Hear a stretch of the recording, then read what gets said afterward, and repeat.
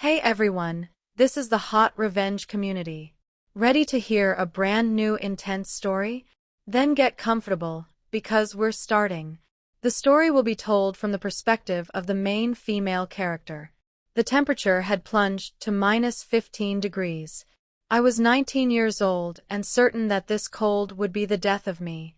I huddled inside the driver's seat of my old Honda Civic, trying to inhale the icy air that cut like tiny blades. The car battery was completely dead, rendering the heating system useless. My phone had gone dark hours ago. I knew the cessation of shivering was a terrible sign. I had learned that back in school. Fatigue washed over me, overwhelming and heavy. I closed my eyes for just a moment. Then, a sudden, loud pounding shattered the silence. It wasn't aimed at the car door, but at the ice-covered window right next to my face. Do you ever feel invisible, like nobody notices you? Maybe even your own family? Tell me about it below. It's strange how quickly a person's entire life can unravel. 4 years earlier, I still had my father. Life then was stable. My dad passed away on a Tuesday from pancreatic cancer. The disease was swift and cruel, leaving our house empty and silent. My mother didn't linger in grief for long. 6 months later, the familiar scent of my father's cologne vanished, replaced by the aroma of her new, expensive perfume. The quiet of our home was soon filled by the loud presence of her boyfriend, Preston. He was wealthy, polished, and seemed to regard me as little more than part of the furniture. They married when I turned 15. It was a modest, elegant wedding. I kept my distance, participating only as a legal witness, not as a bridesmaid. 1 week later, my mother pulled me aside. Stirring her drink, she told me that she and Preston were moving. They had decided it would be better for me to live with my Aunt Lorraine in Philadelphia for my own stability. I was sent away without hesitation. I ceased being her child. I was merely a leftover from her past life. Society Hill, the part of Philly where generations of wealth reside, was striking. The brick townhouses were immaculate, the landscaping perfect, and the residents utterly aloof. My aunt, my mother's younger sister, met me at the front door with a smile that didn't reach her eyes. My cousins, Madison and Ethan, inspected me like some kind of dirt tracked in from the street. "You'll have the attic space," my aunt announced, leading me up 3 separate flights of stairs. The room was freezing, cramped, and dirty, featuring a single circular window overlooking the neighboring rooftops. Later that evening, she called me for a discussion. Speaking sharply, she used my full name, Gloria. She stated that while they were happy to host me, I needed to learn responsibility. She claimed my parents had set up a trust fund for me, meaning I clearly had the means to support myself. I was completely confused. My father had been a high school teacher. We weren't destitute, but I hadn't imagined there was a trust fund. I doubted it. She dismissed my questions immediately, stating that my mother and Preston had already explained everything. "We'll start with $650 per month for rent," she said, calling it a minimal amount to teach financial discipline. $650. I was only 15, with maybe $70 saved from my last birthday. How was I supposed to pay that? "Get a job," she replied, as if it were the only logical solution. The nearby Morning Rush Cafe became my first place of work. My cousin complained that the coffee tasted terrible, but my aunt insisted it was acceptable for someone in my position. Just 2 days after arriving, I was scrubbing plates and wiping down tables at the cafe. I worked 6 days a week, starting after classes at 3 p.m. and staying until closing at 9 p.m. My first paycheck totaled $450. Seeing it filled me with a genuine sense of accomplishment. I had earned it myself. I handed the money to my aunt. She dropped the bills straight into her expensive leather purse without even counting them in front of me. "See," she said, lightly tapping my shoulder. "That is responsibility. Feels good, doesn't it?" I climbed the stairs to my freezing attic bedroom, my hands sticky with chemical cleaner and old coffee grounds. I realized I had just given $650 for a small space where I rarely slept, in a house where I was unwelcome. I still owed her $200 for that first month, but the $650 rent didn't last long. After 2 months, my aunt stopped me in the hallway as I left for work, tapping a letter against her palm. She explained that property taxes had risen, astronomically, she said, and that my rent would immediately increase to $1,300 per month. $1,300. I did the math in my head. My morning rush job barely covered the original $650. There was no way I could manage this. I don't think I can afford that, I said. Her perfect, cold smile met me. Well, you'll have to figure it out, won't you? Responsibility, Gloria. I felt trapped. That night, I spotted a flyer in the cafe break room advertising night janitorial jobs at a large downtown financial tower. The hours were brutal, 11 p.m. to 5 a.m., but the pay was good. My life became an endless cycle of exhaustion. From 11 p.m. to 5 a.m., I cleaned empty cubicles and scrubbed toilets in a silent skyscraper. The only person I regularly saw was Gabe, the night security guard, who always nodded when I clocked in. From 5 a.m. to 7 a.m., I slept in my car in the parking garage. Driving back to Society Hill for just 2 hours of rest was pointless. From 8 a.m. to 2 p.m., I struggled to stay awake during community college classes. Then 3 p.m. to 9 p.m. was spent back at the cafe, forcing smiles while pouring lattes until my face ached. Finally, 9 p.m. to 11 p.m. was the drive back downtown, trying to snatch 60 minutes of sleep before starting my cleaning shift again. I existed like a ghost, fueled entirely by coffee and unrelenting fear.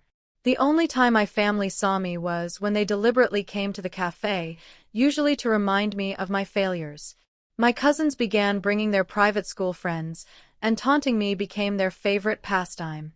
Oh my gosh, check it out. It's my janitor cousin. My cousin would announce loudly enough for everyone to hear. She would say I was making her latte just like I cleaned her bathroom. My other cousin filmed me for social media. Look at her, he would narrate, zooming in on my face. This is what happens when you lack a personality, he would say, using the hashtag #ScrubLife. They usually left a small stack of pennies as a tip. People often ask, why did you stay?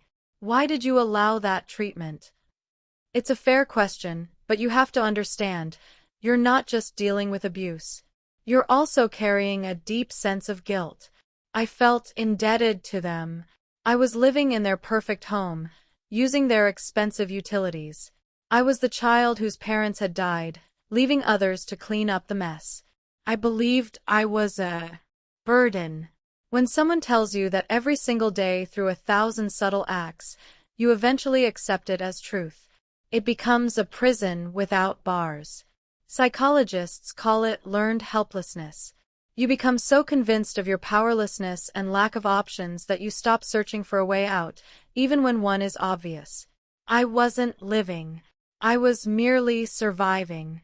Barely surviving. I had managed to save $225, hidden beneath the thin mattress in the attic. That cash was my ticket out. It wasn't much, but it felt like a start. One morning, right after finishing my cleaning shift, I dragged myself back to Society Hill. I was exhausted and desperately needed a few hours in a proper bed.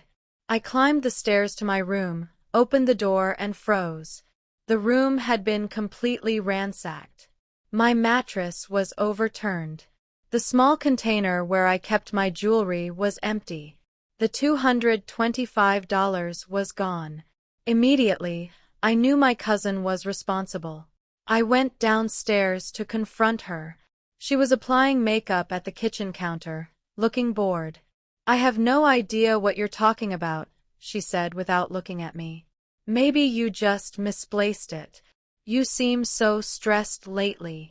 I then turned to my aunt, who was quietly sipping coffee and reading the newspaper. Aunt, someone stole my money, I said. She sighed, exasperated. Gloria, if you cannot take care of your own things, That is not our problem. Don't accuse your cousin. She wouldn't be interested in your little savings. That was the breaking point. That was the moment the last connection snapped. They didn't just not care about me. They enjoyed my suffering. I didn't speak another word. I went upstairs, shoved my 2 work uniforms, my toothbrush, and my father's old watch into my high school backpack. I descended the stairs, passed both of them in the kitchen, and walked out the front door. No one said a word or called after me. I got into my car. I had 3/4 of a tank of gas and about $30 in my wallet. I had no destination in mind. I only knew I couldn't stay there. I drove to the multilevel parking structure near the financial building. I found a dimly lit spot on the 3rd level, leaned the seat back, and closed my eyes. It was still better than the attic. At least here, no one expected me to be grateful. I woke suddenly, my head striking the steering wheel. The knocking came again, louder this time. Thump, thump, thump. It sounded like an order, not a request. My heart raced. Was it security? The police? Had my cousin tracked me down? I rubbed a small clear patch on the frosted glass. A man was standing there. He looked older, perhaps in his 50s, wearing an expensive dark wool overcoat. He was neither a police officer nor homeless. He simply looked serious.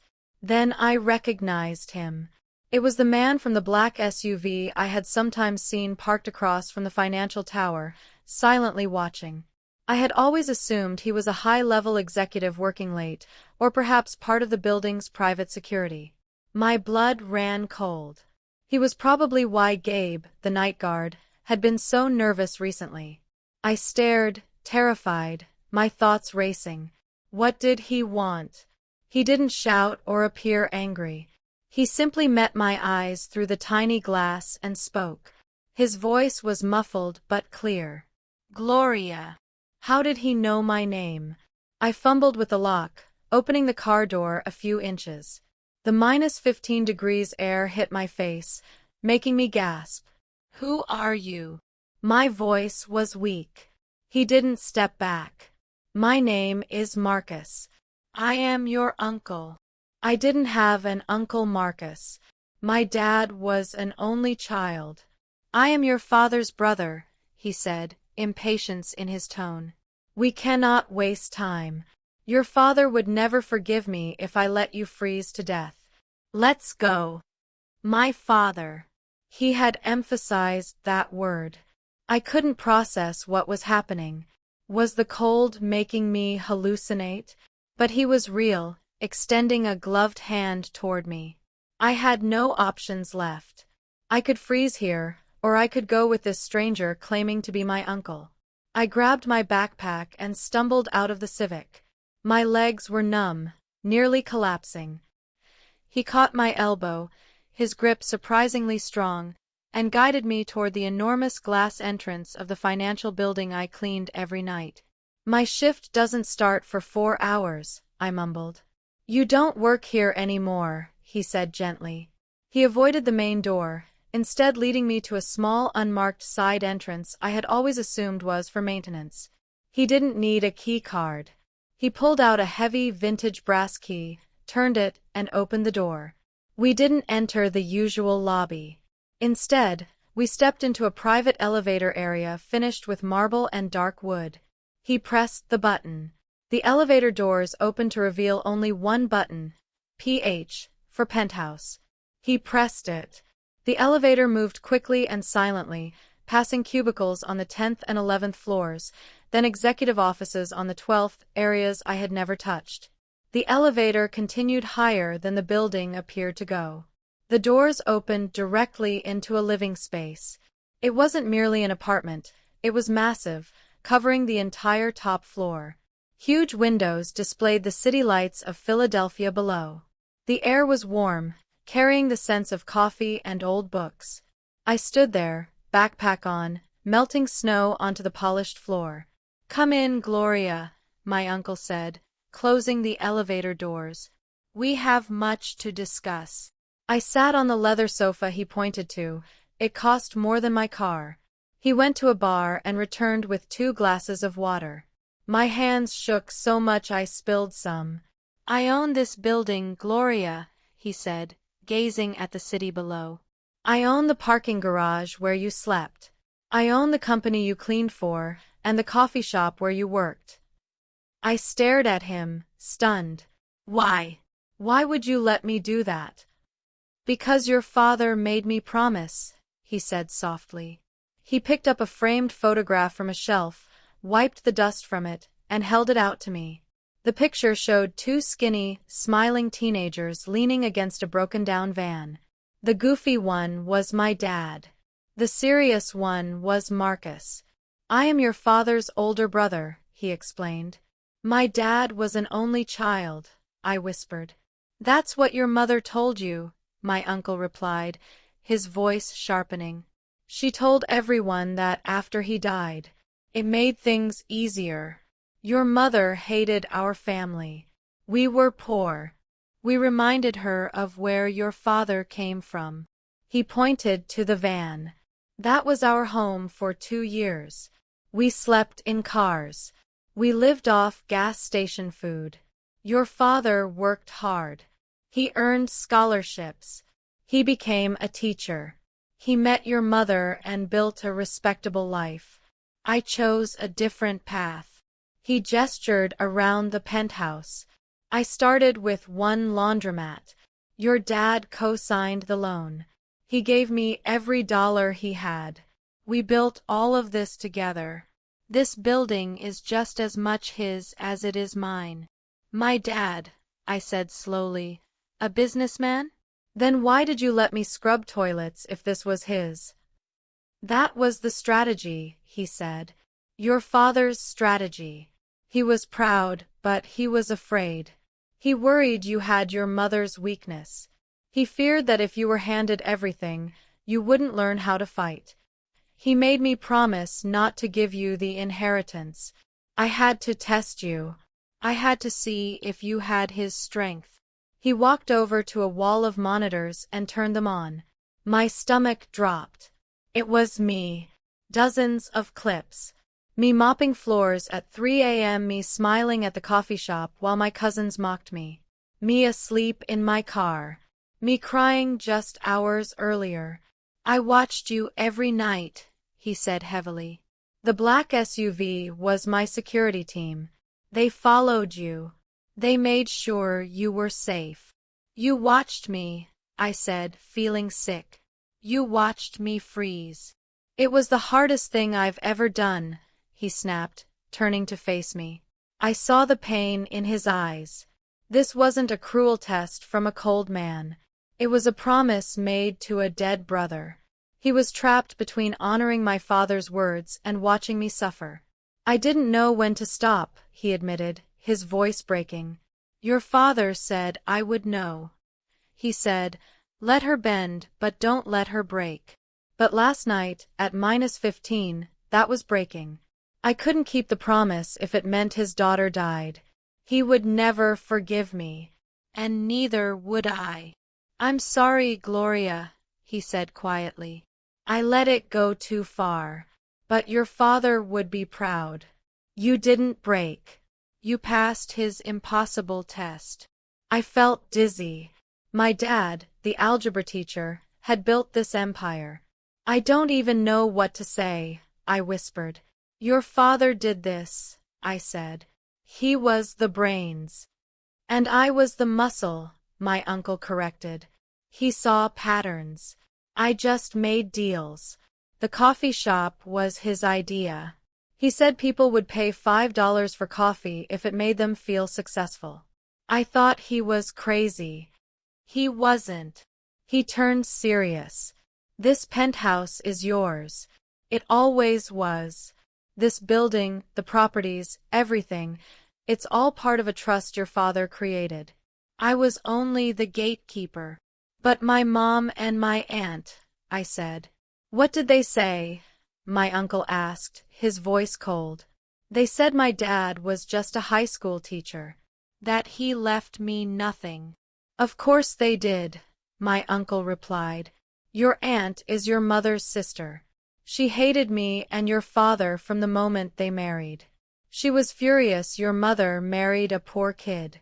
When your father became more successful than anyone in her Society Hill circle, she turned bitter. When your mother abandoned you, your aunt finally had someone to punish.